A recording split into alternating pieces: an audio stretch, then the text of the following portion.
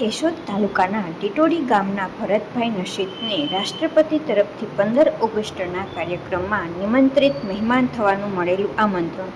છેલ્લા ઘણા વર્ષોથી તેઓનો પરિવાર તેમના ધર્મપત્ની, ઓર્ગેનિક ખેતી, પ્રાકૃતિક પરંપરા અને કોઠાસૂઝથી લુપ્ત થતા દેશી બીજનું સંવર્ધન કરીને આશરે લુપ્ત થઈ રહેલી દેશી શાકભાજી, અનાજ, કઠોળના આશરે 3000 જાતના બીજનો સંગ્રહ કરી ભારતના અનેક રાજ્યોમાં શોધયાત્રામાં સૃષ્ટિ સંસ્થા સાથે ફરીને પોતાના ખર્ચ બીજ એકઠા કરીને એક પર્યાવરણ અને પ્રકૃતિ તેમજ માનવજાતને શ્રેષ્ઠ ઉત્તમ પ્રકારના અનાજ, કઠોળ અને દેશી શાકભાજી સરળતાથી મળી જાય અને ખેડૂતો તેમનું વાવેતર કરતા થાય તે હેતુથી નહીં નફો નહીં નુકસાનના ધોરણે વિતરણ કરી રહ્યા છે. કેશોદની વિવિધ સામાજિક અને શૈક્ષણિક સંસ્થાઓ દ્વારા ભરતભાઈને મળેલ રાષ્ટ્રપતિ ભવનનું નિમંત્રણ બદલ અભિનંદનની વર્ષાઓ પાઠવી રહ્યા છે.